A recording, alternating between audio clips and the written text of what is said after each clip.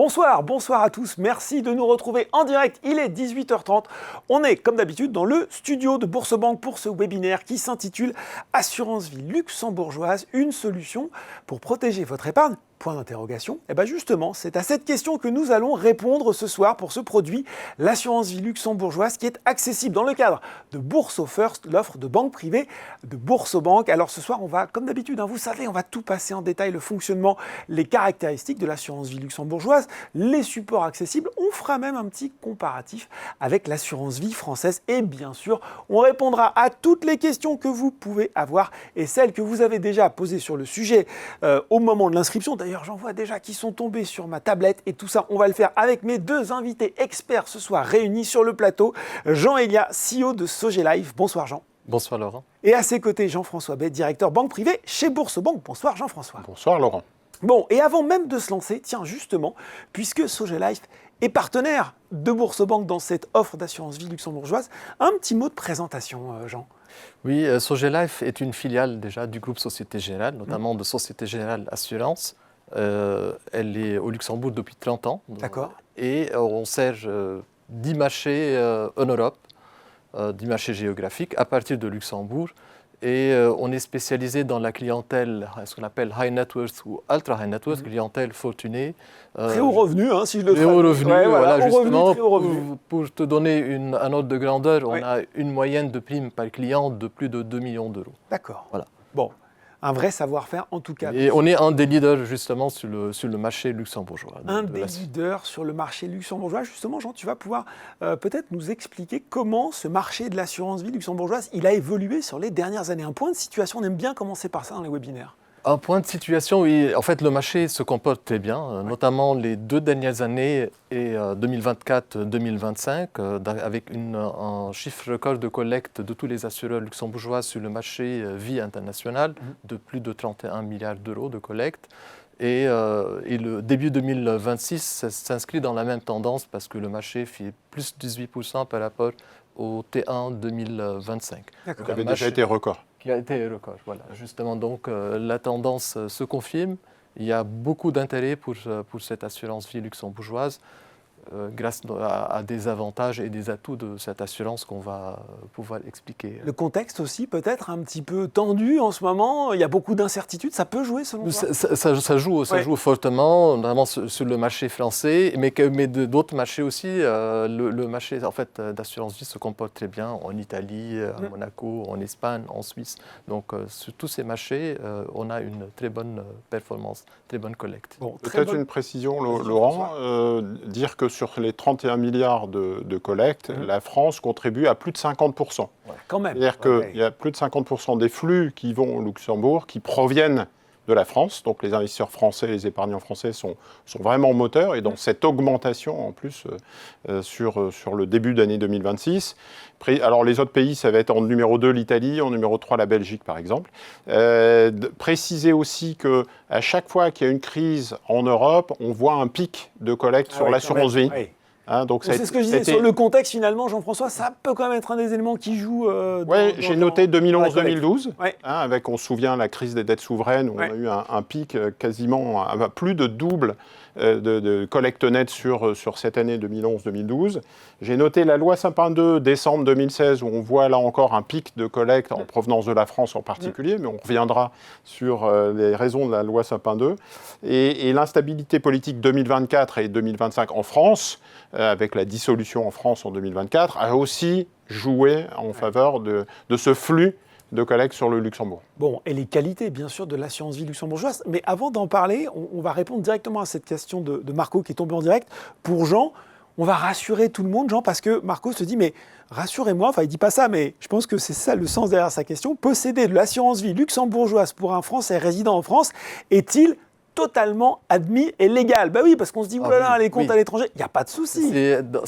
En fait, cela s'inscrit dans le cadre de la libre prestation de services, étant une compagnie européenne, donc à partir d'un pays européen, qui est le Luxembourg, donc on peut vendre des produits à des résidents dans toute l'Union européenne, en respectant quelques règles, bien sûr, notamment les règles d'intérêt général, de protection du consommateur. Ici, on parle des règles du pays de résidence du client. Donc pour notre partenariat, pour Bourse Vie Luxe, ce sont les règles de la France. Et aussi pour les règles fiscales. Oui.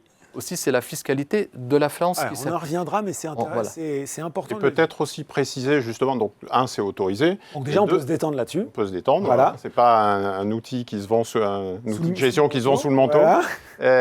On a le droit de le distribuer. La deuxième chose, c'est qu'il faut le déclarer à l'administration fiscale. En France, vous venez tous de déclarer vos impôts. Oui. Et si vous avez un contrat d'assurance vie luxembourgeois, la déclaration 3916, déclaration par un résident d'un compte ouvert hors France, donc tous les avoirs basés à l'étranger feront l'objet d'une déclaration. Voilà, donc il n'y a plus de secret bancaire. Si vous avez un compte en Suisse ou un contrat au Luxembourg, bien évidemment, il faut le déclarer, ce qui ne change rien après dans le fonctionnement du produit. Mais, en tout cas, pas d'inquiétude là-dessus, et c'est l'occasion, Jean, de rentrer dans le détail des nombreux avantages du produit, puisqu'on en parle souvent, on dit que c'est très attrayant. Pour quelles raisons précises? Et il va falloir notamment que tu m'expliques, que tu me réexpliques, on l'évoque souvent, comment fonctionne. C'est une question d'Étienne qui était tombée au moment de l'inscription, mais je pense que vous êtes nombreux à la voir, comment fonctionne concrètement le triangle de sécurité luxembourgeois. Donc on y va sur les atouts, les avantages de l'assurance vie. Justement, avant de parler du triangle de sécurité, je me permets de préciser sur la libre prestation de services. Donc il y a les deux règles que j'ai mentionnées. Donc les règles d'intérêt général, pays de résidence du client, règles de fiscalité, règles fiscales aussi le pays de résidence, donc la France. Maintenant pour les règles prudentielles. Donc ça, ce sont les règles de Luxembourg. Donc on a un régulateur qui s'appelle le commissariat aux assurances qui vérifie notre solvabilité, nos résultats, notre gouvernance, tous ces aspects. Et aussi un avantage, un atout d'investissement dans un contrat de droit luxembourgeois, de compagnie luxembourgeoise, ce sont les règles d'investissement. Donc qui sont beaucoup plus larges, on va les détailler, mais qui sont beaucoup plus larges que les règles d'investissement d'autres pays de l'Union européenne, notamment la France. Donc ça, c'est déjà un avantage. C'est un avantage. Deuxième avantage que tu as mentionné, c'est le triangle de sécurité. Le triangle, c'est parce qu'il y a trois parties prenantes, l'assureur, la banque dépositaire, où on dépose l'argent du client, et le régulateur. Donc on fait une convention tripartite dans laquelle on s'engage, bien sûr, à respecter certaines règles, mais le plus important, c'est à ségréguer les actifs, de mettre les actifs du client, des clients, dans un actif séparé, dans un fonds d'assurance spécialisé, voilà, et qui sont séparés de l'agent de la compagnie, et qui sont séparés de l'agent de la banque en cas de pépin, en cas de faillite de la compagnie d'assurance, ça peut arriver. Il y a ce qu'on appelle le super privilège avec lequel le client est le premier créancier, donc avant l'État, avant les actionnaires. Donc c'est le client, c'est un cadre de protection unique en Europe, donc par lequel le client il est servi en premier. Donc c'est important de rappeler ce triangle de sécurité banque, assurance, commissariat aux assurances. Notamment parce que donc on a bien cette ségrégation des actifs. Donc ça c'est la première grande différence avec l'assurance française.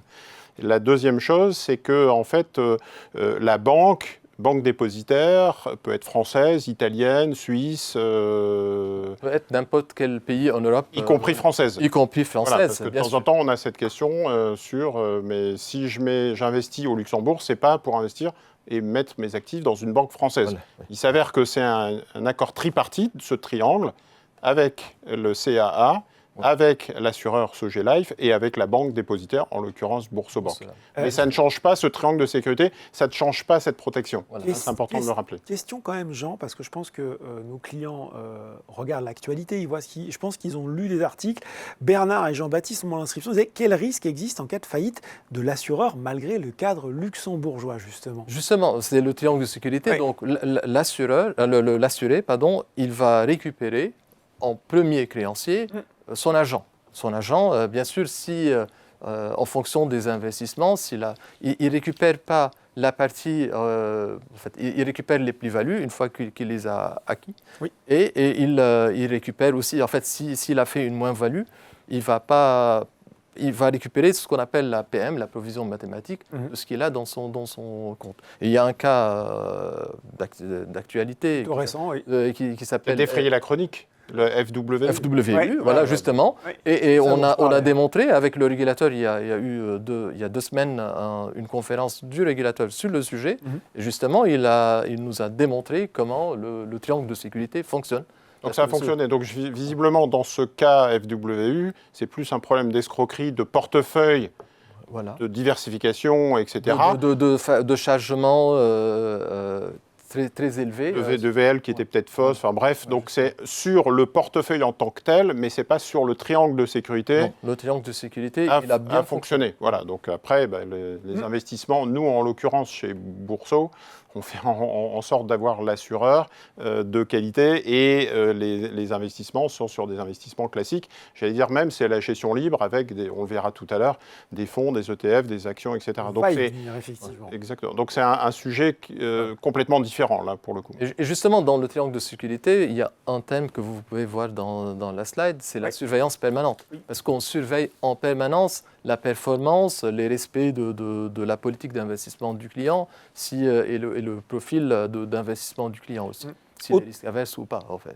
Autres avantages pour toi à mentionner sur ce contrat? Il y a la neutralité fiscale. Oui. Qu'est-ce qu'on entend par ce terme? Neutralité fiscale, c'est qu'il n'y a pas d'imposition au Luxembourg additionnelle par rapport à la... Voilà, donc, très clair. C'est neutre, en fait, pas d'impact de la fiscalité. Oui.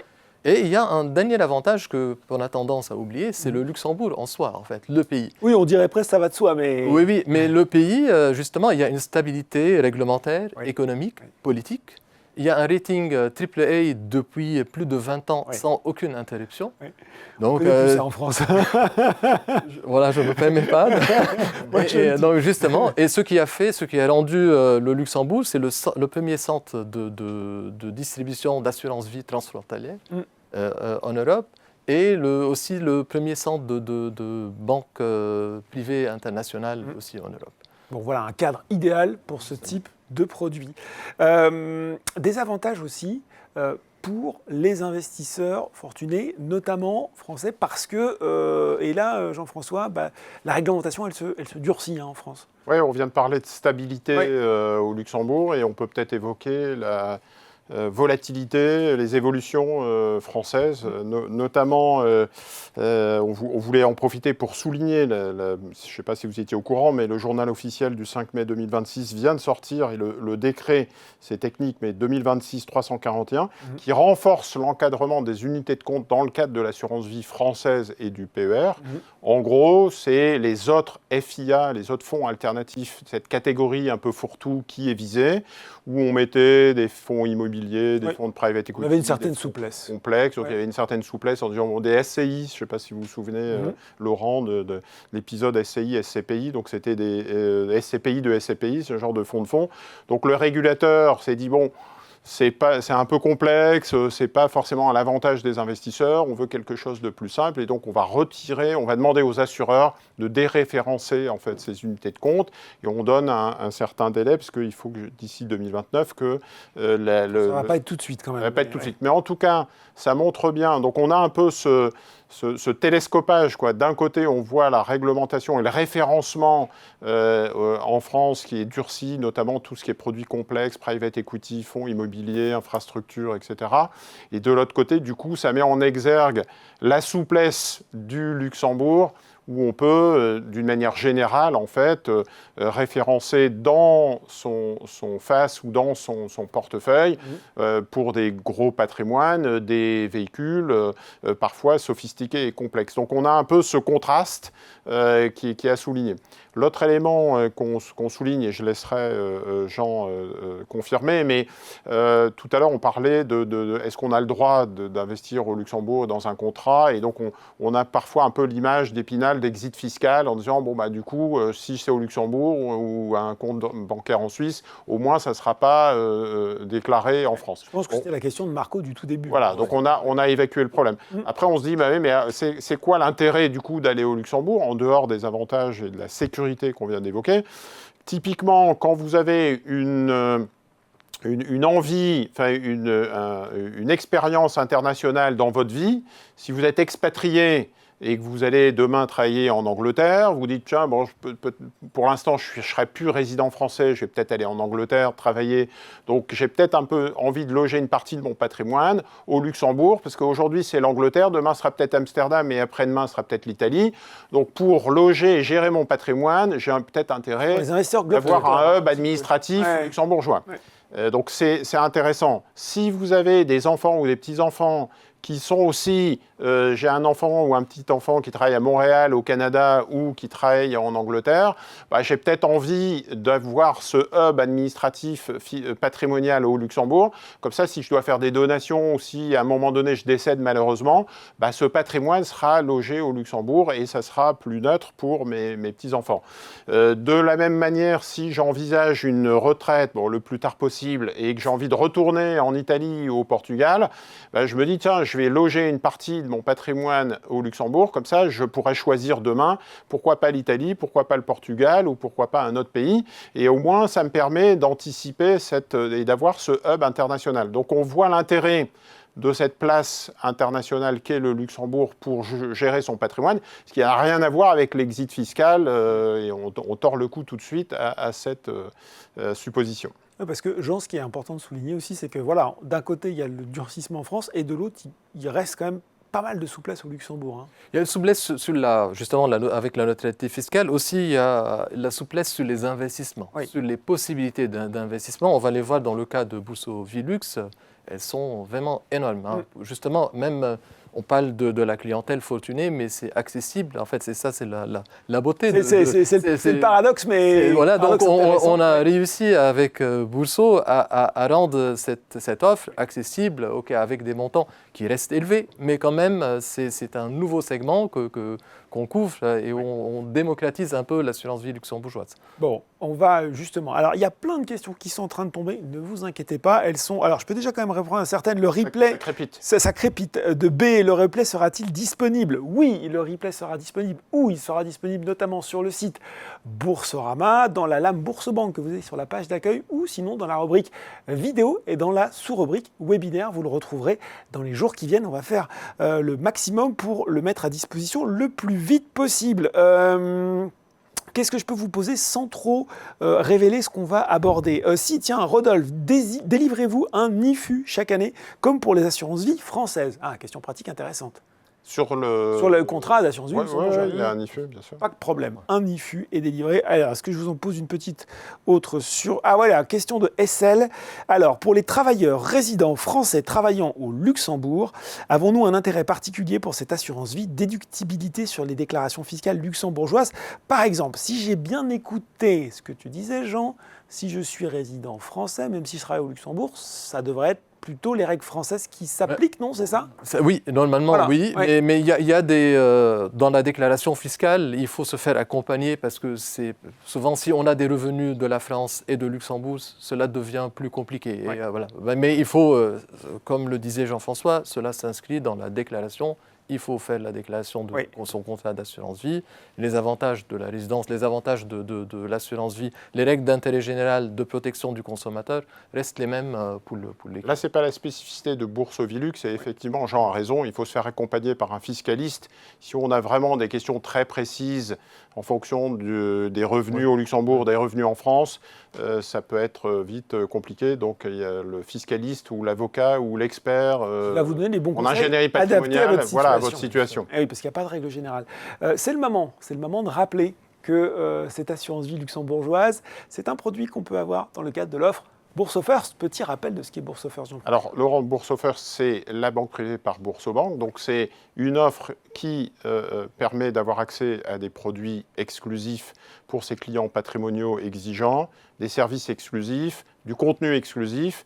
Et donc, l'assurance vie luxembourgeoise, c'est vraiment le blockbuster incontournable, le marqueur pour tous les clients patrimoniaux. Donc, ça s'inscrit dans... Donc, vous prenez un abonnement, c'est 29 € par mois. D'accord. Vous avez donc accès à cette plateforme de produits exclusifs et de services. Alors, rapidement, je ne vais pas tous les citer, mais... Sinon, on va déborder déjà 18h50. Voilà, le dernier né, le livret BoursoFirst. de 40% de rendement jusqu'à la fin de l'année, garanti sans plafond. Donc c'est le dernier né qui est un livret. Donc là, on rentre vraiment sur un produit prudent, sécuritaire. Vous avez des produits structurés sur mesure, donc vous pouvez créer vos propres produits structurés choisissant le sous-jacent et les caractéristiques. Vous avez un avantage sur le crédit immobilier, vous avez accès à un crédit lombard, vous avez accès à un avantage bourse quand vous êtes un investisseur, un trader important et actif. Vous avez une tarification bourse qui est très avantageuse, la carte métal, les comptes à terme, et bien évidemment l'assurance vie luxembourgeoise. Alors on l'a créé avec notre partenaire Sogelife pour que ce soit le plus accessible possible, pour démocratiser cette approche banque privée. On va en parler un peu plus dans quelques minutes. Digital, à partir de 150 000 €. Ah bah non, il se spoil tout. Mais voilà, en tout cas, ça fait partie du succès. Je rappelle, Laurent, qu'on a collecté, on a un encours maintenant qui dépasse les 2 milliards d'encours au sein de Bourso First. Donc ça montre effectivement qu'il y a un vrai succès, que les clients patrimoniaux font attention aux frais, font attention au digital, retrouvent en fait, apprécient beaucoup l'architecture ouverte de ce type de produit. Et donc BoursoBank a transformé l'essai et a vraiment pris une avance dans ce domaine. Il y a un journaliste tout à l'heure qui me disait la banque privée connaît son moment Netflix. Donc à partir d'un abonnement par mois, c'est le Reed Hastings de la banque privée. Pas mal, il y a pire comme comparaison. Voilà, donc pour ce rappel de Love Bourso First, moi ce qui m'intéresse maintenant, c'est aussi de donner du concret aux gens qui nous regardent. Et ce qui va être important de savoir, c'est comment ça fonctionne concrètement, ce contrat Bourso Vilux. Alors on verra tout à l'heure les montants, etc. Oui. Mais en gros... Même si tu en as parlé un petit peu. Un petit peu, mais pas encore tout. On garde un peu de suspense. Oui. Mais en gros, l'investisseur investit ses capitaux dans un fonds qui s'appelle un FAS. Donc c'est un fonds d'assurance spécialisé.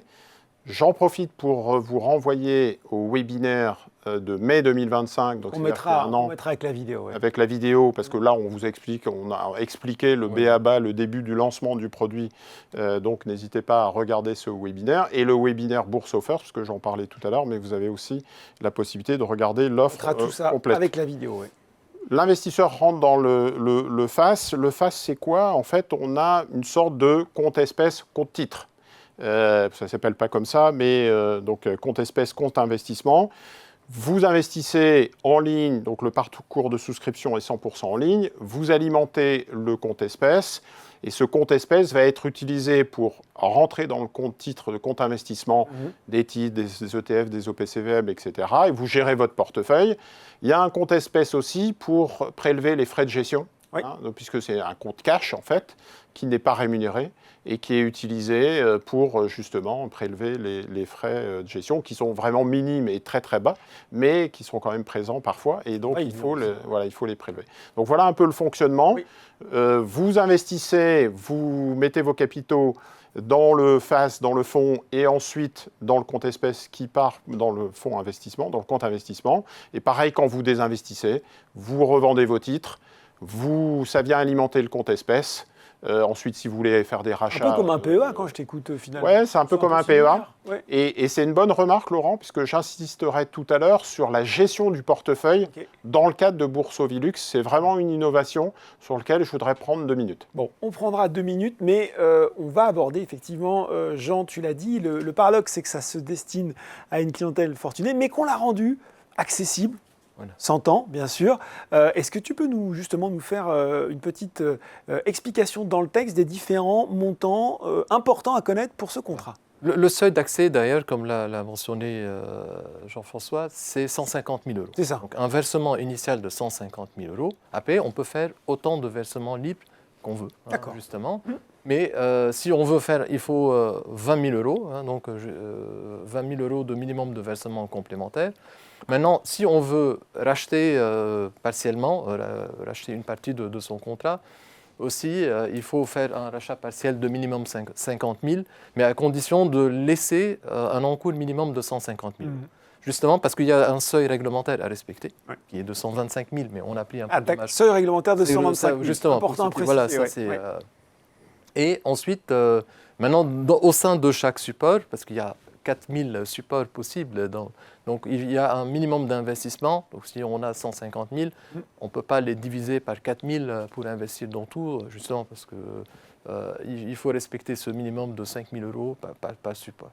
Donc 5 000 € par support aussi. Quand on fait des versements, c'est minimum 20 000 €. D'accord. On a parlé des rachats, oui. Mais quand on abonde... Si tu fais un versement libre, c'est ça? Versement libre, c'est par tranche de 20 000 €. Par tranche de 20 000, ok. Voilà. On peut faire 30 000, hein, mais... Bien sûr, faire 200 000. Minimum à 20 000. On peut faire 2 millions. Voilà, justement. On peut faire 2 millions. Limite, et on a eu déjà des cas avec des millions. C'est ça. Ok.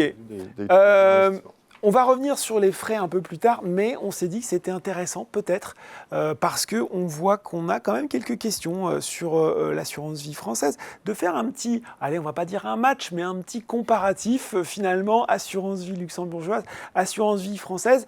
Quels sont les points communs, quelles sont les différences, qu'est-ce qu'il faut retenir ? Alors, première différence, on parlait de la protection du triangle de sécurité, je rappelle, banque, dépositaire, assureur et CAA. Oui. Et d'autre part, donc on a ce super privilège créancier en premier ressort, j'allais dire. Donc c'est un super privilège sans limite, les actifs sont ségrégés. En France, quand vous investissez dans l'assurance vie française, vous avez le fonds de garantie des assurances qui limite la protection du capital en cas de faillite de l'assureur. Donc c'est un cas vraiment exceptionnel, mais quand même, il faut avoir en tête de 70 000 € donc garanti par le fonds de garantie aux assurances. Donc voilà, c'est souvent un élément qui est évoqué par des clients en se disant la limite étant de 70 000 €, on a l'impression qu'il faut aussi avoir plusieurs contrats, plusieurs assureurs, plusieurs compagnies pour se protéger en cas de faillite. Bon, c'est que ça reste quand même un scénario théorique catastrophe, mais c'est intéressant de l'avoir en tête. Là, au Luxembourg, on est, j'allais dire, de manière illimitée. L'investisseur, en cas de faillite de l'assureur, retrouve son portefeuille, ses encours en valeur de marché qui sont déposés dans la banque dépositaire. C'est la première grande différence. Ouais. Deuxième grande différence, c'est l'accès. Chez Bourso-Vie, on a un accès très démocratique à partir de 300 €. L'assurance vie Bourso-Vie Luxe, c'est 150 000 €. On vient de C'était une question d'un de nos internautes. À partir de... C'est quoi le ticket minimum? On le répète, 150 000. Je peux mettre une précision. Les 150 000 ou les 125 000 que j'ai mentionnés, c'est pour le fonds d'assurance spécialisé. Oui. Pour un contrat de versement, enfin un contrat classique avec des unités de compte classiques, on peut avoir moins. Mais pour le FAS, pour avoir un fonds, parce que c'est un fonds interne dédié à un seul client, donc il faut un minimum de 125 000. Voilà, c'est 150 000. Et il faut un minimum de patrimoine aussi de 250 000. D'accord. Voilà.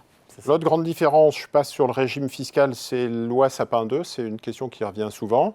On en parlera, oui, on a eu une petite question sur le sujet, mais on y reviendra plus voilà, tard. Donc soumis à Sapin 2 dans le cadre de l'assurance vie française, pas soumis à Sapin 2 dans le cadre du FAS. En revanche, quand vous avez un fonds en euros dans l'assurance vie luxembourgeoise, ce qui n'est pas encore le cas, mais on y travaille au quotidien. On en parlera tout à l'heure. On parle tout à l'heure. Il divulgage tout, Jean, c'est incroyable. Je spoil, mais en tout cas, sur le FAS, la loi Sapin 2 ne s'applique pas. Okay. Délai d'investissement, très important, je parlais de gestion de portefeuille. Pas de délai d'investissement dans le Luxembourg, c'est immédiat, c'est comme un PEA. Laurent, tu parlais du PEA ou du compte titre. Tu investis, tu désinvestis au prix de marché, ton ETF, ton action. Dans le cadre du contrat Bourso-Vie Luxe, c'est instantané. Il y a toujours des délais minimums dans l'assurance vie française, de J+2, des règlements, livraison, nanana, ça prend toujours un petit peu de temps. Et on n'a pas cet inconvénient, j'allais dire, en assurance vie luxembourgeoise. C'est vraiment instantané et c'est un grand point de différenciation. Je te coupe, il y a une question de Sissi qui est super intéressante qui vient de tomber. Quid de la succession? Est-ce le même fonctionnement qu'en France avec la désignation des bénéficiaires? Alors, il y a clause bénéficiaire, tout pareil. On peut mettre le bénéficiaire qu'on veut. En fait, on peut changer autant qu'on veut aussi le bénéficiaire. Donc là, pour le coup, ça marche ça fonctionne de la même façon. Bon, très clair. En nombre de supports sur Bourso-Vie, vous avez 600 supports. Sur Bourso-Vie Luxe, vous avez plus de 4000 supports. En termes de frais de gestion, sur Bourso-Vie, vous êtes à 0,75% par an. Sur Bourso-Vie Luxe, ça commence à 0,40%. Et sur le mode de gestion, dans Bourso-Vie, vous avez gestion libre ou gestion pilotée. Vous pouvez déléguer à une société de gestion. Alors, oui. En face, vous êtes en 100% gestion libre. C'est l'investisseur qui gère son portefeuille. C'est une question de Michel. Est-ce possible d'avoir une gestion pilotée de cette assurance vie? La réponse, c'est non pour le coup. Non, pas encore. Pas encore. Pas encore. OK. Il y a une slide nouveauté qui arrive. Donc pour le moment, non. Est-ce qu'on a d'autres? On a fait le tour de ces différences. Il y a le fonds euro, il est disponible pour Boursorama. Il n'est pas encore disponible aussi pour Boursorama Luxe. Donc ça, on va en parler. On va en parler et je ne vous cache pas dans les nouveautés. À la fin, c'est le feu d'artifice. Il y a beaucoup de questions. Enfin, en tout cas, il y a quelques questions qui sont tombées, notamment de Gis qui nous existe-t-il des fonds euros avec l'assurance vie luxembourgeoise? On va effectivement en parler. Voilà pour non pas ce match, mais ce comparatif.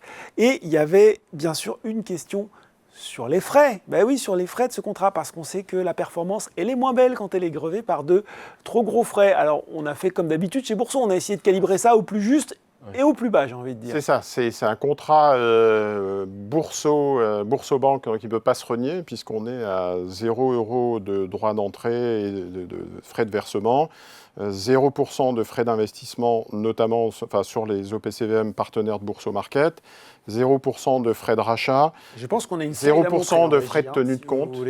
La petite slide qui récapitule tout. Merci beaucoup. Et donc les frais de gestion, je le disais, à partir de 0,40% de frais de gestion par an. Petite précision, parce qu'on aime bien les petites étoiles et les renvois de bas de page, on est à 0,25 de frais d'exécution, donc c'est-à-dire investissement, désinvestissement sur les titres vifs, actions et ETF, puisqu'en fait, il n'y a pas vraiment de frais de gestion où c'est vraiment très très très bas à ras des pâquerettes, et donc du coup, on prend 0,25% de frais d'exécution, ce qui s'apparente en fait à des frais de bourse, en fait, de frais de trading de bourse. Voilà, donc on a fait en sorte de calibrer pour avoir l'un des contrats d'assurance vie les moins chers du marché. C'est l'un des moins chers, des plus compétitifs, et avec un univers d'investissement le plus large aussi. Rares sont les produits qui donnent cette possibilité d'avoir... 100% digital, 150 000 €, voilà. 4 000 supports, à partir de 0,40% de frais de gestion. Je t'invite, Laurent, à faire un comparatif et à regarder. Je ne suis pas sûr que tu trouves mieux. Voilà pour cette slide, on aime bien montrer. Et le 100% digital, il y a une nuance, c'est vraiment du 100% digital. Parce qu'il y a certains... Il y en a, c'est pas du 100%. Il y en a pas du 100% digital. Et bien justement, transition toute trouvée, c'est le moment de nous le prouver que c'est 100% digital en nous faisant un petit... parcours commenté. Comment on souscrit, Jean-François? Oui, alors bon, peut-être qu'à l'écran, vous avez du mal à voir les détails. On va mettre la slide plein pot, là. Allons-y en régie. Voilà, on va agrandir. On va te cacher, mais voilà. C'est pour la beauté du geste. Mais effectivement, le parcours est vraiment très simple. Vous avez en fait un questionnaire, le célèbre KYC, donc le questionnaire d'information sur le client pour mieux vous connaître et mieux vous conseiller. Et donc ça, c'est le KYC classique, votre tolérance au risque, votre connaissance. Ensuite, vous allez sélectionner le montant à investir et justement la clause bénéficiaire de votre choix. Vous allez... Si vous êtes déjà chez Bourso, vous n'avez pas trop à justifier l'origine des fonds et la pièce d'identité doit normalement être déjà présente. Ça va un peu plus vite, a priori. Ça va plus vite, mais si c'est des versements externes, on vous demandera l'origine des fonds et un justificatif et votre pièce d'identité. Et le dernier élément, il faut être adhérent à l'offre Bourso First. Donc il y aura à la fin, voulez-vous adhérer... Si ce n'est pas déjà le cas. Ce n'est pas déjà le cas, bien évidemment. Donc on a une petite présentation du parcours de souscription. Vous voyez que c'est vraiment vrai. Vous avez les étapes qui sont vraiment très didactiques, très pédagogiques. Je souscris. C'est chronométré ? J'ai le questionnaire. C'est quelques minutes. Quelques minutes. Ouais, quand vous avez tous les documents. Minutes. Ouais. Même moins. Non, moins de 10 minutes. Moins de 10 minutes pour souscrire dans le produit. Puis à la fin, on vous récapitule l'ensemble des pièces. Vous avez un récapitulatif complet. Vous faites la signature électronique et vous êtes investi. Alors, il y a un délai de renonciation de 30 jours, comme dans tout contrat. Donc, vous avez 30 jours. Les actifs sont investis dans un fonds monétaire. C'est Bourso Liquidité. Oui. Et à partir des 30 jours, alléluia, vous allez pouvoir gérer votre portefeuille. Alors, il y a beaucoup de questions qui tombent. J'en prends quelques-unes en direct. Ne vous inquiétez pas si votre question, elle passe pas tout de suite. Je ne l'oublie pas, je la stocke et je la poserai parce qu'il y a plein de choses intéressantes. On va quand même répondre rapidement parce que Bruno voulait savoir, y a-t-il un âge limite pour ouvrir ce contrat? Il faut être majeur. Il faut être majeur. Est-ce qu'il y a un âge limite vers le haut? On s'en fout. On s'en moque, pardon, excusez-moi. Non, je n'ai pas le détail, mais j'aurais tendance à dire 85 ans. Mais... Justement, je pensais à 25 ans. Oui. 85 ans, donc de 18 de à 85 ans. Oui, c'est pas tout à fait comme les 18 albums de Tintin. Ok, bon, c'est pas mal. Philzo nous demande, il n'est pas sûr d'avoir compris, on va le répéter pour que ce soit bien clair pour tout le monde. Si je comprends bien, le droit d'entrée est de 150 000 € minimum. Voilà. Le droit d'entrée, voilà, le ticket minimum. Le ticket minimum. C'est 150 000 €. La différence de fiscalité, Serge qui vient de la poser, on va l'aborder. Quelle est... Ah, alors ça, c'est peut-être une question colle, je ne sais pas. Et d'où nous demande quel est le montant de la prime initiale pour avoir des frais de 0,4%. Alors, c'est plus de 5 millions d'euros d'investissement. Okay. Donc, il y a une dégressivité. Oui. On commence à 0,65 et ensuite, plus vous allez investir, plus les frais de gestion seront dégressifs et bas. Bon, ne vous inquiétez pas, j'ai la suite des questions, je la garde. Mais justement, investir, encore faut-il avoir... Des supports. Bah oui. Alors, tu me promets 4000 supports. 4000 supports. C'est le moment de me dire tout ce que je peux... Lesquels? Oui. Alors, vous avez à peu près 500 ETF. D'accord. Vous avez un peu plus de 1200 fonds au PCVM. Vous avez plus de 2000 titres actions. Donc voilà, donc ça vous donne en fait un univers. Alors des fonds monétaires, je ne vais pas rentrer dans le détail. Rico nous demande, peut-on mettre des actions françaises et internationales dans le contrat? Oui. Françaises, internationales. Voilà. Donc vous avez plus de 2000 actions à votre disposition. D'accord. Donc ça donne un des contrats les plus larges. Alors ce qui est intéressant, c'est que, je rappelle, ça se passe dans le FAS. Donc c'est le fonds d'assurance spécialisé, vous êtes en gestion libre, vous avez cette enveloppe qui vous permet de gérer. Par rapport à des enveloppes qui vont être juste des FIC ou des FID, puisque parfois vous comparez... Ça, c'est les autres types de contrats d'assurance vie. Les autres types de contrats, donc dédiés au collectif. Oui. Le fonds en euros, on en a parlé, et vous avez parfois des fonds externes, donc il va y avoir des tickets d'investissement plus bas, mais en fait, le contrat va être limité à des fonds externes. Donc vous avez le droit à 50 fonds, par exemple, donc c'était aussi une façon de donner finalement le plus de latitude possible aux gens qui investissent. Exactement, avec aussi la possibilité de gérer votre portefeuille en ligne, en direct, parce que chez Boursorama, on aime bien, on aime bien la bourse, on aime bien l'investissement en actions, et donc on voulait garder... C'est une question de Serge. Arbitrage et retrait en ligne, nous dit-il? La réponse est oui. Arbitrage et retrait en ligne. Ouais. On va voir dans la slide qui suit. Il va trop vite. Il aborde déjà... C'est bien. Nos clients font la transition, exactement. La gestion de portefeuille, elle est 100% en ligne. Ouais. 100% en ligne. En fait, Laurent, ce qui est assez incroyable, on n'a pas assez insisté sur cette caractéristique du produit, c'est que la plupart du temps, et même dans l'assurance vie française, on va mener des arbitrages, on a des investissements, des délais, des règlements livraison, et au bout de 2-3 jours, on voit l'exécution à cours inconnu, et on voit, tiens, j'ai acheté finalement il y a un peu de latence, comme on dit. Ouais, j'ai acheté le marché américain, mais dans 3 jours, et j'ai revendu le marché la tech, mais dans 3 jours. Donc il y a toujours un peu de flottement. Là, on est sur un portefeuille géré en direct. C'est-à-dire que quand vous achetez votre action ou votre ETF, c'est comme si vous étiez sur votre PEA ou votre compte titre. L'action est achetée dans le marché et elle est vendue dans le marché. Donc ça donne une réactivité, une transparence et un suivi de portefeuille, une réactivité, une gestion, j'allais dire, tactique, qui est très confortable, puisque ça s'apparente à ce qu'on peut faire sur un PEA et un compte titre. Donc pour l'investisseur, il n'a pas cette épée de Damoclès en disant à quel cours je vais être exécuté, dire que pendant 3 jours le marché a monté, j'ai dû louper un mouvement, surtout qu'en ce moment ça bouge pas mal. Donc là au moins il y a vraiment une réactivité qui est directe. Tu nous montres justement comment ça se fait en ligne, très pratiquement chez Boursorama? Très pratiquement, vous êtes dans votre... je crois qu'on a une slide. Oui, tout à fait, elle est à l'écran.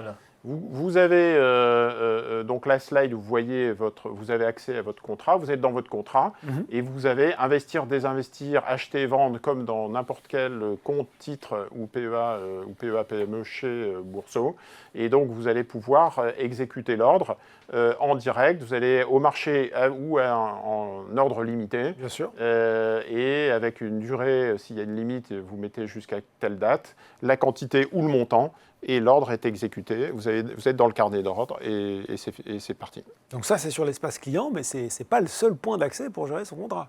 Non, alors, retrouver les informations, ça passe aussi par le portail, ça passe aussi sur le site, où vous allez retrouver, en fait, l'ensemble des supports. Si vous allez dans le site ou le portail, que tu connais bien, Laurent, eh ben, vous allez retrouver l'ensemble des unités de compte. Donc, il suffit de cliquer sur Bourso Vie Luxe. Et là, vous allez retrouver l'ensemble des supports et vous pouvez analyser, sélectionner, comparer.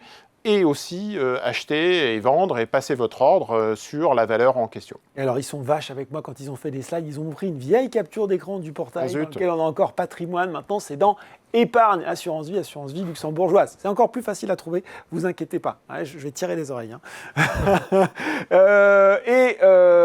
Dernière chose, mais importante, il y a aussi cette visibilité des supports dans les différents sélecteurs quand on va chercher les produits adaptés. Oui, vous êtes dans votre contrat, vous êtes dans votre espace client ou vous êtes dans le sélecteur et dans les outils de sélection Bourso, c'est bien fait. Vous pouvez effectivement retrouver les différentes enveloppes. Ça peut être PEA, PEA-PME, Bourso Vie, compte titre et bien évidemment, on a Bourso Vie Luxe. On est intelligent, on n'a pas oublié Bourso Vie Luxe. Et là, vous allez retrouver le sélecteur avec soit ETF, là, vous avez exemple ETF et vous allez par catégorie, par secteur, par zone géographique. Ça, c'est pareil. Plaisir. Ce sont des pages que vous trouvez notamment sur le portail Boursorama, aussi en connecté, et vous allez dans les différentes rubriques. En l'occurrence, pour retrouver ce sélecteur ETF, c'est dans Bourse, ETF, ETN, vous avez palmarès, et dans ce palmarès, vous avez ce sélecteur qui va vous permettre d'accéder très simplement aux produits.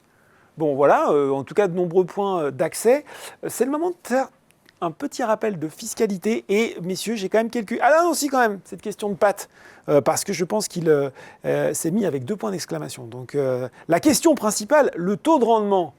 Mais le taux de rendement, j'ai envie de dire, c'est un peu le taux de rendement que vous obtenez en fonction des choix d'investissement que vous faites. En fonction des investissements que vous faites. Quand on aura un fonds en euros, on pourra parler de taux de rendement. Voilà. On y vient.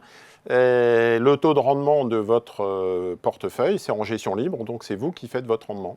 Voilà, exactement, pour le moment. Oh, c'est beau ça, c'est vous qui faites votre rendement. Alors, on va aborder, on va pas forcément dans le détail, parce que on essaie de tout présenter ce soir, mais sur la fiscalité. Et il y a quand même certains de nos clients qui s'inquiètent. Serge, quelle déclaration à faire au fisc ? Est-ce que c'est considéré comme un compte à l'étranger? Je sais que vous avez déjà répondu, mais c'est pas grave, on va le redire. Poppy qui s'inquiète aussi, est-ce que c'est complexe à déclarer pour les impôts? Donc voilà, est-ce qu'on peut faire, outre le point fiscalité, quelle est la fiscalité qui s'applique? Je vais vous écouter tous les deux, mais dire aussi, peut-être un peu plus concrètement, est-ce que c'est, allez, on va dire le mot, est-ce que c'est prise de tête, est-ce que c'est galère, ou est-ce que ça se fait plutôt bien de déclarer cette assurance vie luxembourgeoise? Alors là, si je peux commencer, ça se fait plutôt bien. Oui. Vous avez un formulaire, donc vous venez de faire la déclaration et vous déclarez que vous avez des comptes à l'étranger, des avoirs à l'étranger, et vous précisez l'assureur, voilà, le type de contrat, mais c'est assez rapide. La fiscalité de l'assurance vie, je crois que récemment, il y a une augmentation de la flat tax, sauf assurance vie. Donc, sauf assurance vie, elle a été épargnée. Elle ne s'est pas pris le 1,4 point de CSG supplémentaire. L'assurance vie est épargnée, c'est beau. Et vous choisissez donc soit, si vous avez généré des plus-values, il faut savoir que tant que vous n'avez pas fait de rachat, que vous n'avez pas touché, l'assurance vie vide sa propre vie. Votre portefeuille, vous faites des achats et des ventes et il n'y a pas de frottement, j'allais dire, sur ce type de portefeuille, ce qui n'est pas le cas quand vous avez un compte titre. Si vous faites 43 mouvements dans l'année ou 430, vous allez avoir justement des cessions, des plus-values, etc., qui vont devoir être suivies et comptabilisées. Là, vous êtes dans une enveloppe, comme l'assurance vie française. Et ensuite, si vous faites des rachats, c'est lié en fait aux plus-values que vous allez matérialiser. Donc parfois, on se fait aussi un film en disant « Ah bah oui, mais je suis quand même fiscalisé sur la plus-value ». Si vous avez de la plus-value, vous aurez de la fiscalité. Donc il faut déjà générer de la plus-value. Et donc, vous choisissez soit flat tax, soit le barème progressif de l'impôt sur le revenu. Et vous aurez la fiscalité indiquée sur le slide. Bon, c'est assez classique, c'est aussi la même chose. C'est la même chose, en fait, justement, c'est ce que j'allais dire. Pour un résident français. Quand on achète un contrat d'assurance vie français, d'une compagnie française plutôt, c'est exactement la même fiscalité, la même procédure qui s'applique. Donc pas d'inquiétude excessive, non. À part cette déclaration de compte à l'étranger, ce qui se fait très simplement dans cette déclaration, il faut le dire. Bon, voilà. Et pareil sur la succession. Si vous faites des versements avant 70 ans, en cas de décès de l'assuré, vous n'aurez pas d'imposition jusqu'à un maximum de 152 500 € par bénéficiaire. Oui. Donc là, on revient sur du classique assurance vie française, voilà, de la même façon. Roulement de tambour, c'est la slide tant attendue, celle des nouveautés. Bah oui, parce que ce contrat d'assurance vie luxembourgeois, il évolue, et il évolue en rajoutant toujours des choses supplémentaires. Voilà. Jean, c'est le moment de nous faire l'article. En fait, on a commencé déjà par les versements libres, donc c'est possible aujourd'hui aussi 100% d'une façon 100% digitale. Donc on peut faire des versements autant qu'on veut, avec un minimum à respecter de 20 000 €. Donc la tarification compétitive, justement, pourquoi on l'a mis dans les nouveautés? Parce qu'on a commencé à 0,65 et on a appliqué il y a quelques mois une tarification dégressive, justement en fonction du montant. Plus on monte dans le montant, le moins on paye de frais. Donc, voilà. Aussi la nouveauté qui est d'actualité, c'est en vigueur, c'est les ETF, les investissements dans 500. Ça c'est récent. Ça c'est récent, justement. Dans les fonds indiciels, 500 ETF. Voilà, il faut le nantissement, donc aussi, ça c'est pas marqué dans la slide, mais il y a le nantissement du contrat pour prendre un crédit, justement, qui est possible avec... qui est adossé à ce contrat d'assurance vie. Justement, voilà. Parce qu'on a un crédit Lombard chez Bourse First. Webinaire qu'on a fait récemment. Voilà. Et on peut mettre le contrat en collatéral, comme on dit. Voilà, exactement, en garantie. En garantie, justement, pour pouvoir prendre un crédit. Donc ça arrive bientôt? Ça arrive bientôt, justement, dans les mois, dans les semaines, dans les jours. Dans les semaines qui viennent. Voilà, c'est imminent. C'est imminent. Les deux nouveautés, justement, il y a une fin 2026, enfin, fin 2026-2027, c'est le fonds en euros. Donc il arrive. Il arrive. Il est très attendu, je ne vous le cache pas, messieurs, il y a plein de questions. Fonds en euros, il arrive fin 2026. Il arrive fin 2026. Et ensuite, les private equity et les produits structurés aussi, ça c'est pour 2027. Bon, il va falloir que vous soyez super affûtés après parce que je ne vous dis pas le nombre de questions que je suis en train de rentrer et on va essayer d'y répondre à toutes. Peut-être un dernier point, si on est perdu, si on est finalement parfois un peu égaré devant cette richesse, eh ben, on peut appeler des gens pour nous aider. Et c'est ça aussi, Bourse First. Exactement. Bourse First, c'est une équipe dédiée à votre service. Donc, il y a une priorisation des appels. Ils sont à vos côtés. Ils sont des experts sur plein de sujets. Et donc, si vous souhaitez être accompagné, donc déjà sur l'offre Bourse First, un peu mieux connaître les contours de l'offre, et puis sur le produit Bourse Vilux en particulier. Et c'est une équipe qui est à votre disposition. Donc, ils vont vous accompagner, ils vont répondre à toutes vos questions. Il y a aussi une notion de priorisation pour un crédit immobilier, pour un crédit Lombard, pour de l'assurance Vilux. Voilà, il y a un taux d'attente qui est proche de la seconde. Donc, vous les avez immédiatement. Et c'est vraiment très confortable de pouvoir s'appuyer sur ces collaborateurs experts. Donc vous avez une équipe d'une vingtaine de conseillers à votre disposition pour vous accompagner. Bon, voilà pour ce point. Voilà, on va passer aux très nombreuses questions. Et je pense que je vais faire un tir groupé des questions de Serge qui nous regarde avec attention et qui me demande... Alors, c'est très simple, je vais toutes les lire parce que vous allez voir qu'elles se rapportent toutes à ce qu'on peut mettre dans ce contrat. Donc, il nous demande, Serge, notez parce qu'il y a un certain nombre de choses pour ne pas oublier en route. Est-ce qu'on peut mettre des devises et libeller le contrat dans d'autres monnaies que l'euro? Est-ce qu'on peut mettre des OAT? Est-ce qu'on peut mettre des obligations privées? Est-ce qu'on peut... attendez, il y en a encore une autre qui est un peu plus bas, je l'ai vu. Est-ce qu'on peut mettre des FCPR et du private equity? Et c'est complété d'une question de Laurent, tant qu'on est sur les supports investissables, c'est pas moi, même si la question est intéressante, peut-on investir directement dans des actifs immobiliers? Voilà, messieurs, c'est à vous. Dans ce grand festival des supports. J'aurais tendance à dire euro. Oui, voilà. Donc ça, pour le coup, euro. Ok, très clair. Les OAT? Alors, je ne pense pas qu'il y ait de OAT référencé dans les unités de compte. Donc, pas d'OAT. Les obligations privées? Pas encore. Pas de dette privée. Pas encore. Pas encore de dette privée. Quand on dit private equity, c'est private assets en charge là. Oui, c'est ça. En fait, voilà. Des fonds de dette privée, des fonds non cotés. Hein. Oui, bien sûr. Tout ce qui est non coté. Alors, ce qui recoupe l'autre question, FCPR, private equity. C'est ça. Tout ça, c'est ce qu'on a indiqué en début 2027. Il va falloir être un petit peu patient, Serge, sur la partie actifs privés, sur les actifs immobiliers. Si c'est pas directement des actifs immobiliers, ça me semble. On ne peut pas loger. Alors après, si vous avez des demandes très spécifiques de ce type-là sur des montants importants, vous appelez, en tant que client Bourso First, vous nous appelez, vous appelez le conseiller, et on pourra, avec notre partenaire Sogelife, regarder le type de contrat. Ça s'étudie. Ça s'étudie. Puisque si vous dites j'ai envie d'investir 5 ou 10 millions d'euros et dans les 10 millions d'euros, j'ai un actif immobilier à Paris, vous nous appelez et on regarde bien évidemment ce qu'on peut faire. On a une équipe d'ingénierie financière et patrimoniale. Voilà. Donc ça ne rentrera pas forcément dans Bourso Vilux, mais le groupe Société Générale et Bourso peut vous aider à monter ce type de solution. C'était aussi une question de Serge et il nous redemandait quelles sont les conditions pour souscrire pour Bourso First. Ayam nous dit le coût de Bourso First et Poppy nous demande aussi le coût de Bourso First. Vous ne l'avez pas dit assez fort. 29 € par mois. 29 € par mois. C'est un genre d'abonnement téléphonique, c'est tout. Voilà. C'est une misère. C'est un forfait de téléphone. Question de Dominique. Peut-on être 100% liquide dans le contrat ou y a-t-il une limitation aux liquidités? J'imagine qu'il est possible de déposer. Oui. En fait, si on investit sur le fonds monétaire, mais... Alors, vous pouvez être 100% espèces, vous pouvez être 100% sur un fonds monétaire, si c'est ça la définition des liquidités.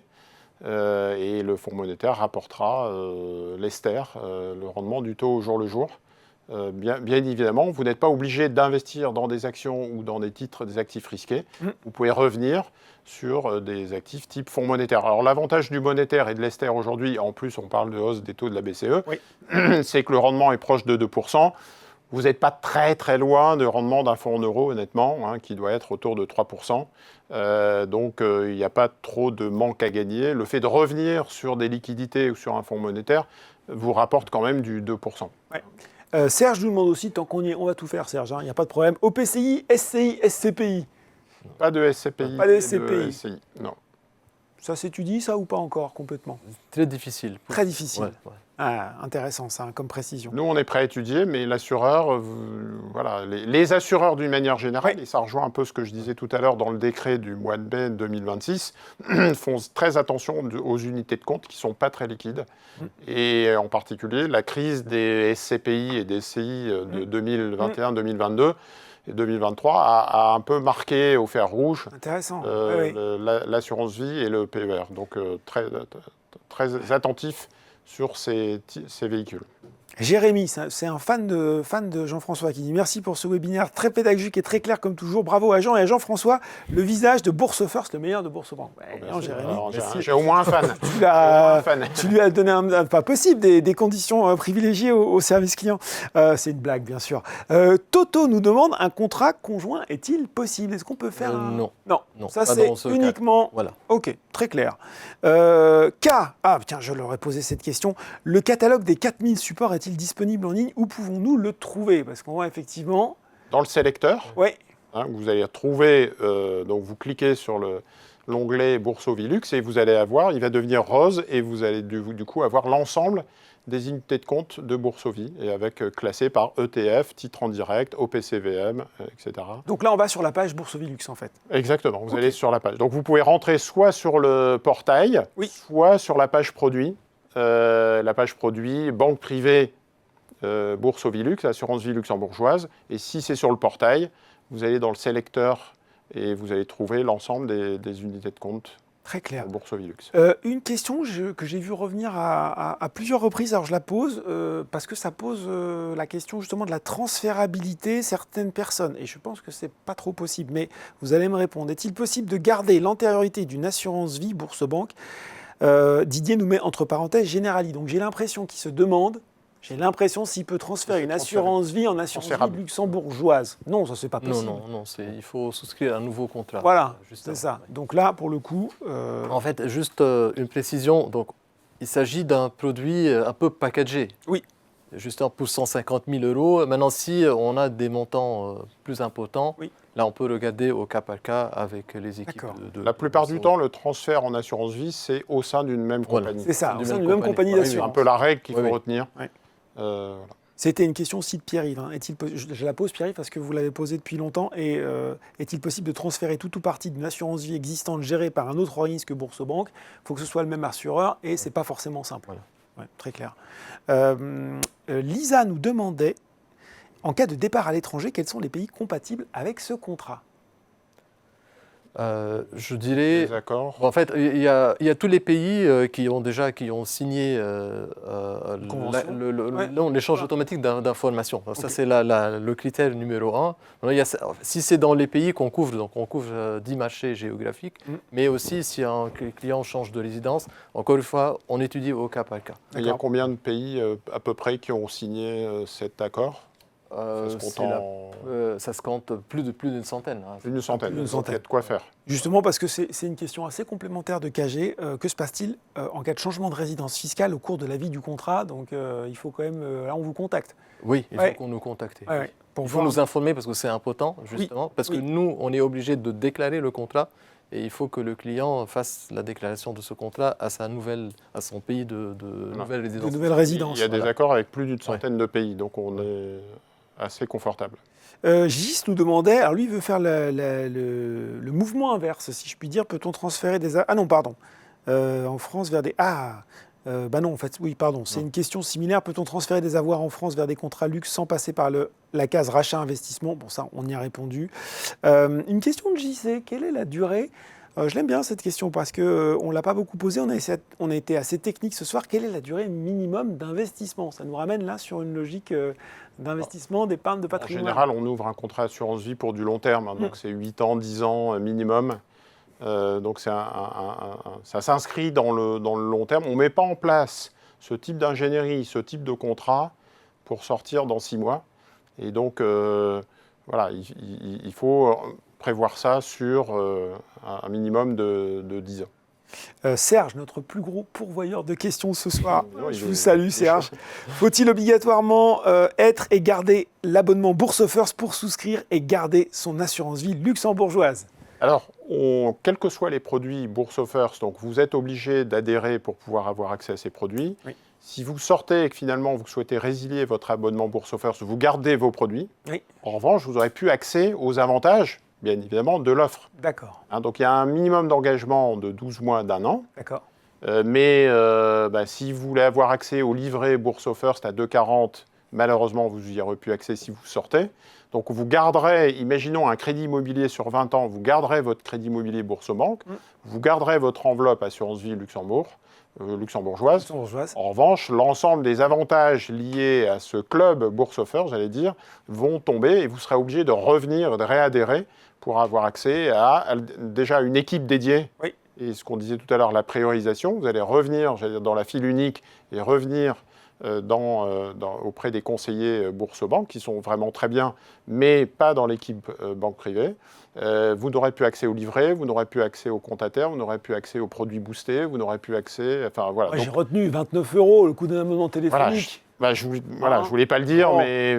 Si vous avez un contrat à 150 000 €... En général... Ça se fait. Une fois qu'on a pris goût à Bourse First, on ne quitte plus. On y reste. Serge qui nous dit quel est l'assureur. Vous n'avez pas écouté le début du webinaire, Serge. Quel est l'assureur? Sogelife, filiale 100% groupe Société Générale. Voilà. Un des leaders. Un des leaders du marché sur le marché luxembourgeois. Bon, Gibaud a décidé que Serge ne serait pas le seul à poser des questions ce soir. Et donc, il nous a posé quelques-unes aussi qui sont toutes super intéressantes. Sur la protection du capital déjà, est-ce que d'avoir... compte au Luxembourg protège son épargne? Je m'étonne de ne pas l'avoir vu arriver avant celle-là, d'un prélèvement exceptionnel de l'État français. C'est peut-être le moment de reparler de la loi Sapin 2. Voilà. En fait, Sapin 2, c'est une réglementation française qui s'applique aux compagnies d'assurance françaises. D'accord. Donc, nous, on n'est pas concerné par la loi Sapin 2. D'accord. Donc, à tout moment, y compris sur le fonds euro, c'est pas clair dans la tête, y compris de nos collègues, mais c'est la loi Sapin 2, en fait, concerne les compagnies françaises. Donc, qui peut bloquer. Qui peut bloquer, en fait, c'est au comité de sécurité financière. Enfin, qui peut geler à un moment une partie des avoirs. Qui peut demander, avec la recommandation de la CPR, demander, en fait, geler le paiement des rachats. Mais cela ne s'applique pas au Luxembourg. Bon. Aux compagnies luxembourgeoises. Gibaud, toujours question intéressante. Le compte courant du FAS, non, ça il a dit oui, est bien un compte... Ah si, non, c'est différent, pardon. Je m'y perds, il y a tellement de questions. Le compte courant du FAS est-il bien un compte luxembourgeois? Comment se passe le transfert de ce compte vers son compte France Bourseau? Question, que se passe-t-il si nous passons en dessous du seuil des 150 000 €? Est-ce que ça casse le contrat et avec quelles conséquences? Alors, un rachat, en fait. Voilà. Rachat. Alors, en dessous du seuil de 150 000 €, rachat. Oui. Puisque le seuil minimum, c'est 150 000 €. D'accord. Avec une précision, peut-être, c'est si on fait des rachats et on garde moins de 150 000 €, oui, il faut racheter tout le contrat. D'accord. Maintenant, si la performance, si on investit 150 000 €, oui, et la performance fait une moins-value, donc le client est à 140 000 €, là, il n'y a pas d'incidence. Pas d'incidence, ouais. Voilà. Et donc, le compte FAS, c'est bien un compte luxembourgeois? Alors, un compte, le fonds oui. et le contrat assurance vie est bien luxembourgeois. Oui. Le compte, le dépositaire et la banque est Bourse-Banque française. Et le client est Sogelife. Donc, c'est Sogelife qui ouvre un compte ou un sous-compte, un fonds, auprès de Bourseau, auprès de la banque dépositaire, pour chaque client. Pour chaque client. Ouais. Scalpa, qui a une bonne mémoire, nous dit « Les 3 premiers mois d'abonnement à Bourse sont-ils toujours offerts, comme ça a été le cas dans un passé récent ?» Oui, alors aujourd'hui... je ne sais pas, Scalpa, c'est pas clair. J'étais encore sur le FAS et le fonds, donc c'est la compagnie qui détient le fonds et qui ouvre, donc ça, je veux dire, c'est dans le bilan de la compagnie, je veux dire. Donc j'étais encore sur la réflexion de Jean. Vous avez en fait aujourd'hui encore 3 mois gratuits pour les abonnés Bourse First. Ça reste. Et ben voilà, Scalpa. On a prolongé l'offre. Comme un abonnement téléphonique. Comme un abonnement, on le dira. CRI nous dit « Je suis abonné Bourse First. Est-ce que mon épouse a accès à Bourse Vilux ?» Ou est-ce qu'il faut qu'elle souscrive elle-même un abonnement à Bourse First? Alors, en théorie, il faut qu'elle prenne un abonnement Bourse First. Après, dans la pratique, il n'hésite pas à appeler son conseiller financier et l'équipe Bourse First. En fait, ce qui est un peu compliqué dans les comptes joints, les monsieur, madame, etc., c'est que la plupart du temps, on s'aperçoit dans l'expérience que chacun veut gérer et que c'est un peu indépendant et qu'il y a des gestions un peu séparées au final. Et donc, c'est toujours un peu compliqué de dire, bon, j'ai un compte joint, c'est moi qui gère, et auquel cas, ça va s'appliquer aussi à madame. Notamment parce que, par exemple, quand vous avez un compte Bourseau, vous êtes identifié par votre identifiant. Oui. Et donc, quand vous appelez, il faut que tout de suite, vous soyez identifié comme client Bourseau First. Vous voyez ? Et donc, il faut que madame aussi prenne l'abonnement. Et ensuite, on va avoir accès à ses comptes. Donc, les comptes, voilà, c'est confidentiel. C'est quand même bien d'avoir ses propres comptes, Et en fait, en termes de contrat d'assurance vie, donc on fait le contrôle sur monsieur et madame individuellement. Exactement, donc c'est séparé. Mais on n'arrête pas chez Boursebank de parler de l'égalité de l'investissement. Si le client fortuné qui a des millions d'euros en est à 29 € par mois, il nous appelle et il appelle son conseiller et on discute un peu de sa situation parce que ça peut se voir au cas par cas. Riku, qui veut être sûr d'avoir bien compris, il nous dit « On est bien d'accord qu'investir en action coûtera 0,25 %. » Alors 0,25 %, c'est les frais d'exécution. Oui. Donc il y a les frais de gestion du contrat, à partir de 0,40 jusqu'à 0,65. Quand il va acheter, donc il y a, que ce soit sur les fonds, notamment, ou d'autres types de véhicules, pas de frais d'entrée, pas de frais de sortie, pas de frais de versement, pas de frais, etc., etc. Sauf tout ce qui est bourse, ETF et actions, où là, on prélèvera 0,25 % de frais d'exécution à l'achat et à la vente. C'est la seule exception. C'est pour ça que quand il fait référence à 0,25, c'est uniquement des exécutions, c'est uniquement quand il passe des ordres. D'accord. Donc bien distinguer frais de gestion en running tous les ans sur l'enveloppe et le frais d'exécution sur les flux quand il passe des ordres. Gibaud voulait savoir, le ticket d'entrée est de 150 000 €. Est-ce que c'est bien réparti entre le compte courant et le compte de placement du FAS? 150 000 €, oui. Alors donc, c'est l'enveloppe FAS, voilà, on arrive. incluant le compte espèce et le compte titre. C'est ça. Serge nous dit, y a-t-il les mêmes cas de rachat anticipé que l'assurance vie française, licenciement, invalidité, etc. Pas sûr d'avoir compris la question. Mais... Sur des conditions de rachat, non. Non, il n'y a pas de conditions de rachat. Ah oui. Si finalement le souscripteur est au chômage, on n'est pas bloqué conditions. En plus. Non, il n'est pas bloqué. Non, il n'est pas bloqué. Donc il y a pas. Je pense qu'il doit. Peut-être avec une épargne salariale ou un PER, ou il doit confondre avec une autre enveloppe. AL qui s'inquiète, on a un peu répondu à cette question, mais je comprends et donc je vais la reposer. L'État français peut-il décider d'une taxe exceptionnelle ? Ça revient. Alors, il peut décider du 5.1.2, oui. France. Oui. Imaginons une situation exceptionnelle, un blocage, une mainmise sur une partie de l'épargne française. Hein, on imagine une crise. Là, on est déjà dans une situation passablement compliquée. Hein. Voilà, la situation à la grecque. Quoi, une situation où le FMI... On frise le défaut. Quoi. La France frise le défaut. On peut imaginer effectivement, dans les scénarios les plus fous, que l'État français ou qu'un gouvernement français décide de bloquer l'épargne des Français, notamment l'assurance vie, ou prenne une partie de cette épargne si jamais il y a un problème sur la dette. En assurance vie luxembourgeoise et Boursorama Luxe, logée et gérée chez Société Life, ce n'est pas possible. L'État français ne peut pas intervenir. Mais si la question est sur la taxe, oui, une taxe exceptionnelle. S'il y a une nouvelle loi fiscale en France qui impose une taxe additionnelle, elle va s'appliquer sur ce contrat. C'est ça. Parce que on revient sur les règles fiscales. Sur les règles fiscales françaises. Pays de résidence. C'est-à-dire que si ça touchait l'assurance vie française, ça toucherait aussi. Ça toucherait l'assurance vie. Si c'est une taxe exceptionnelle sur la mais c'est intéressant. Si on change on applique la flat tax, tout ça. Donc ça va être. Bien sûr, si la flat tax sur l'assurance vie passe de 30 à 50%, elle s'appliquera sur le Luxembourg de la même façon. Bon, je vais prendre 2 dernières questions. Je suis désolé, il y en a encore qui tombent, mais on commence, je pense, à avoir cerné peut-être 2 questions un peu différentes. Gis nous demandait, faut-il absolument que les avoirs soient au Luxembourg pour bénéficier d'un crédit lombard ? Ah non, non. Vous pouvez faire un crédit lombard sur les avoirs chez Bourso. Donc si vous avez un PEA chez Bourso ou un compte titre chez Bourso, vous pouvez, ou de l'assurance vie chez Bourso, vous pouvez contacter nos conseillers et demander un crédit lombard si vous voulez. Et comme je le disais, Gis, il y a un webinaire complet qui a été fait très récemment et qui est disponible en ligne et qu'on mettra bien sûr en lien avec cette vidéo. Et peut-être une petite dernière.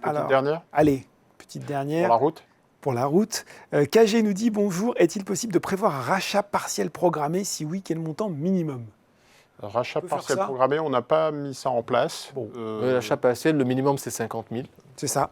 50 000, intéressant, important de le rappeler. Garder 150 000 dans le contrat. Ben voilà, écoutez, il y a encore quelques questions, mais je pense qu'on a fait le tour. On a bien débordé aussi, mais c'est pas grave, le sujet est passionnant. Merci, messieurs, d'avoir si bien expliqué le contrat, ses caractéristiques, et puis voilà, il y en est rentré dans le détail très concret de tout ce que ça impliquait. Merci beaucoup. Merci à toi. Merci à tous de nous avoir suivis ce soir. Comme je le disais, ne vous inquiétez pas si vous n'avez pas pu tout voir, si quelque chose reste un petit peu obscur, eh bien, il y aura le replay.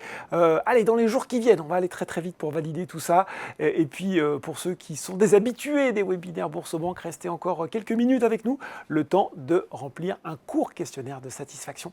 Merci beaucoup d'avoir été avec nous ce soir. Très bonne soirée et à bientôt.